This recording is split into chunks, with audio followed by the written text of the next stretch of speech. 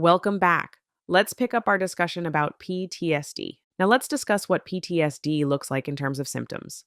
The psychiatric definition of PTSD groups symptoms into four clusters. Think of them as four buckets of problems that together make up the disorder. Not every patient has every symptom, but generally they will have some from each category if they truly have PTSD. Understanding these will help you recognize, this patient's behavior might be because of PTSD. Intrusion, re experiencing. This is one of the hallmark features people associate with PTSD. It's as if the traumatic event is intruding into the person's present life. The person might have flashbacks, which can be very vivid. During a flashback, they might actually act or feel as though the event is happening in real time.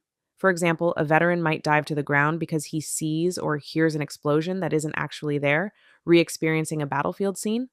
Nightmares are also very common. These aren't ordinary bad dreams. They are nightmares about the trauma or related themes, causing the person to wake up in a sweat, heart pounding. Even intrusive memories during the day, suddenly remembering the trauma when they don't want to. They often can't control these thoughts popping up. Intrusive symptoms are usually provoked by triggers, something that reminds them of the trauma. For instance, the backfire of a car might trigger a flashback in a combat veteran, sounding like gunfire, or the smell of a certain cologne might trigger a sexual assault survivor if it's the same scent their attacker wore. When triggered, they experience intense psychological distress, or even physical symptoms like trembling, rapid heartbeat, or sweating as if they're back in that moment. As EMS, you might witness intrusion symptoms if a patient is actively flashbacking or panicking due to some scene element. Recognizing this person is reliving something can cue you to adjust the environment. We'll talk about managing triggers soon. Avoidance. This is basically the flip side of intrusion. The person does whatever they can to avoid memories or reminders of the trauma. They will avoid external things, people, places, activities, objects, anything that is connected to the trauma. For example, someone who was in a nighttime armed robbery might avoid going out at night or avoid that part of town or even avoid seeing news about any robbery. A former firefighter with PTSD might avoid driving past burnt out buildings or avoid conversations about fires. They also avoid internal reminders. They try not to think or talk about the event. They might change the subject or get visibly uncomfortable if it comes up. If they start to have memories, they may use substances or distractions to push them away. Avoidance can manifest in EMS interactions. A patient might not want to explain what happened because talking about it makes them feel upset. For instance, a sexual assault victim might be very reluctant to give details at the scene, not just due to shame, but because recalling it is traumatizing. Sometimes avoidance can make people appear strangely apathetic or in denial about the incident, which is actually a coping mechanism. Negative alterations in mood and cognition. This is a longer title. We can simplify it as negative changes in how they feel and think after the trauma. Mood. They often struggle with persistent negative emotions. They might be chronically sad or more commonly in PTSD, chronically anxious, fearful, or angry. A lot of veterans describe feeling anger or irritability almost all the time. Others feel a deep guilt or shame, for instance, blame themselves for what happened. It's my fault my buddy died, I should have done something different. Cognition or thoughts. They develop negative beliefs about themselves or the world. For example, I'm worthless, or no one can be trusted, the world is completely dangerous. These are distortions that set in after trauma, especially if the trauma shattered their prior worldview. Someone who was a trusting person may become extremely cynical and distrustful after human-induced trauma. Detachment. They might feel alienated from others, nobody understands me, or they just don't feel love or happiness like they used to. They often withdraw from friends and family. Loved ones may say the person seems changed, more cold or numb. Loss of interest. Things they used to enjoy, hobbies, socializing, don't interest them anymore. This is similar to depression. Memory issues. Not due to head injury, but a psychological blocking. They might not recall specific details of the trauma. This isn't them being difficult, it can be the brain's way of protecting itself. This is different from normal forgetting. It's often the central parts of the trauma they can't recall, which is a known PTSD phenomenon. In an EMS context, this cluster might be less obvious to us unless we know the person or they express these feelings, but you might pick up on cues. A patient might make very negative statements about themselves or hopeless statements about life. What's the point? The world is screwed, etc. They might appear oddly indifferent to situations that should elicit emotion, which could be due to emotional numbing. Arousal and reactivity. This refers to the state of being hyperalert and reactive, as if still in danger. Think of it as the person's internal alarm system is stuck in the on position. They're hypervigilant, always scanning their environment for threats. A veteran might constantly check windows and doors, sit facing the exit, or get startled if someone approaches from behind. In EMS, you might notice a patient's eyes darting around or them positioning themselves defensively. Exaggerated startle response. A simple loud noise or touch can make them jump out of their skin.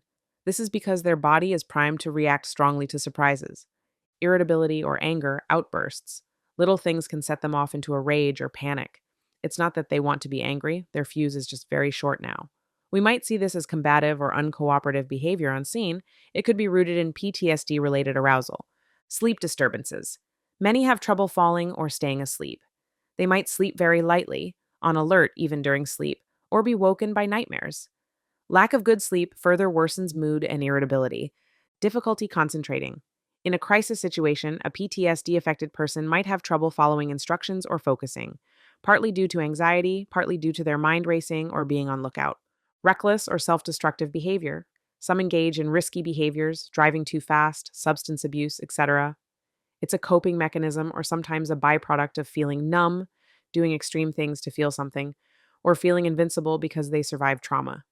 On scene, this might not be immediately evident, but history might reveal patterns like repeated intoxication, thrill seeking incidents. Also, physical symptoms like high blood pressure, rapid heart rate, and exaggerated reflexes are common since their sympathetic nervous system is overactive. For a formal PTSD diagnosis, a patient would typically have some symptoms in all four of these categories for over a month. But in the field, we're not diagnosing, we're observing behaviors. It helps to map those behaviors to these categories mentally. For example, if you have a patient who is on edge, jumpy, arousal, doesn't want to talk about what happened, avoidance, keeps saying, I can't stop seeing it, intrusion, and is extremely fearful or angry, mood, PTSD could very well be underlying what you're seeing. We'll get into those management techniques next. But keep these symptom clusters in mind as the foundation of why we need to tailor our approach for PTSD affected patients. When treating a patient with PTSD, there are special challenges that we need to consider to provide effective and compassionate care. On this slide, we outline some of those field challenges and considerations.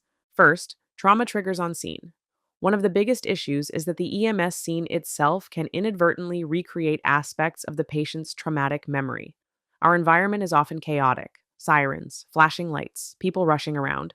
For someone with PTSD, any of those sensory inputs can act as a trigger, meaning it reminds them of the original trauma and can provoke a strong reaction. We have to be vigilant for signs of these triggers.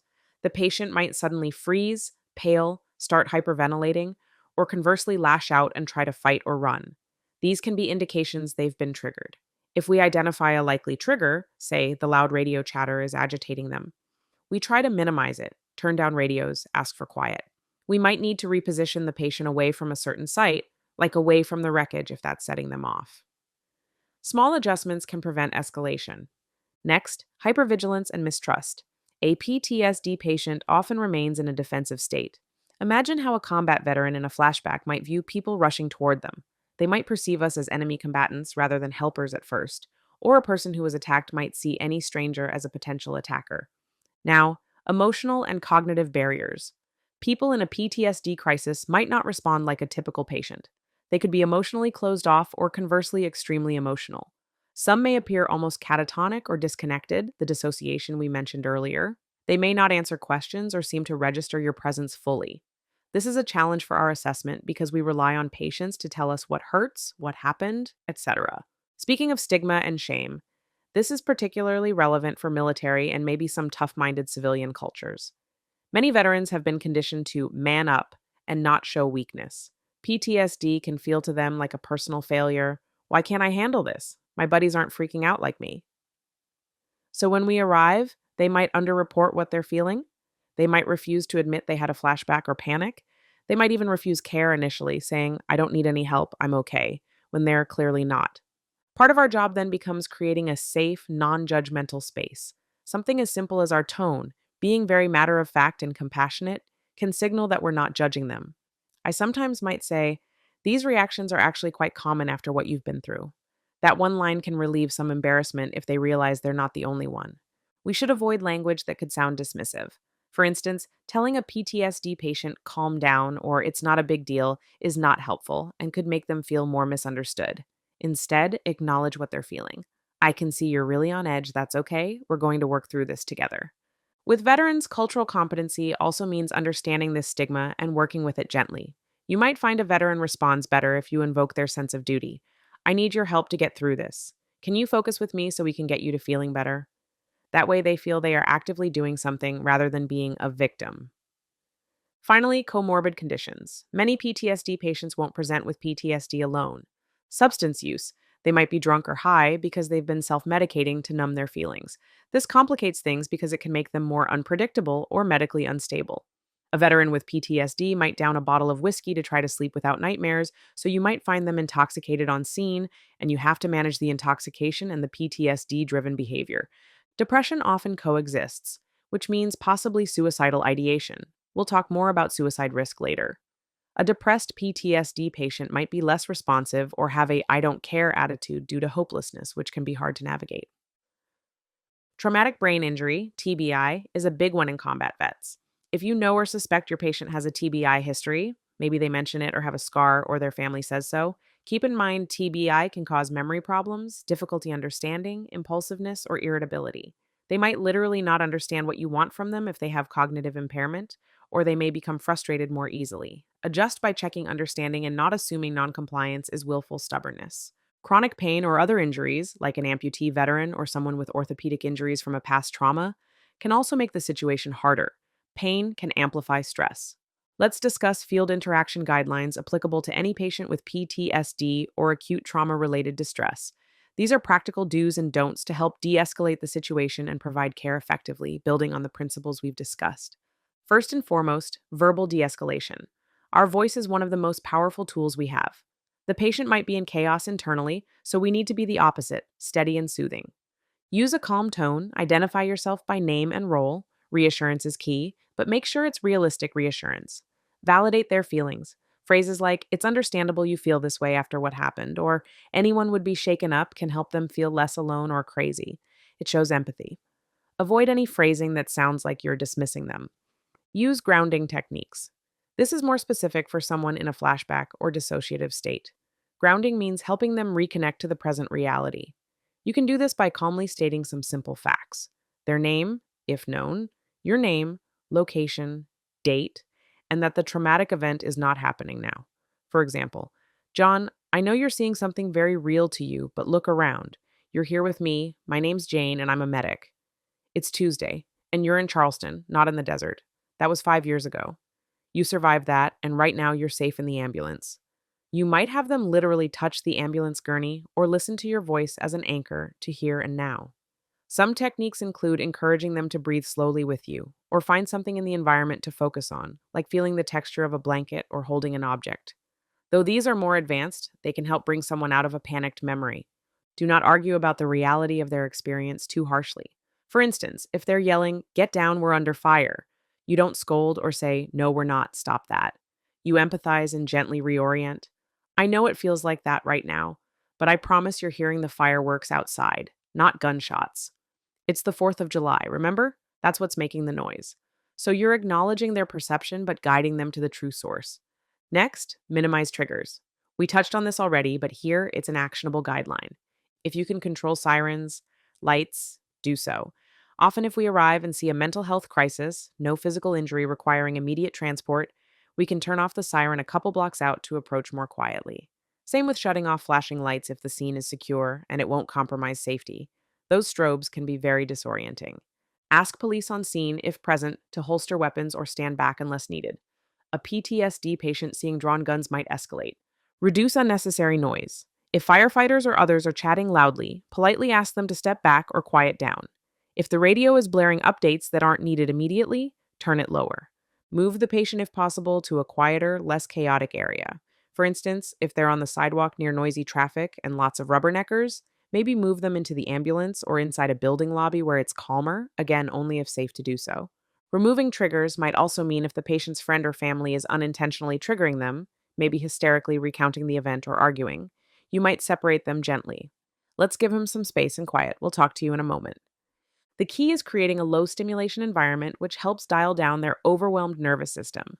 Avoid physical force unless absolutely necessary. Respect personal space and boundaries. Focus on immediate needs, not the traumatic story. So by following these guidelines, speaking calmly, reducing triggers, not touching without permission, giving space, and staying focused on immediate support, we maximize the chance that we can diffuse the situation and gain the patient's cooperation.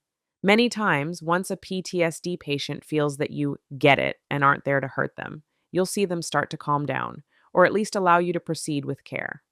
It's a great feeling when a previously terrified or combative patient takes a deep breath and says, "Okay, I trust you." That's what we aim for with these techniques. We will conclude this lecture here. Join me in the next section to go through some real world scenarios to apply what we have learned. See you then.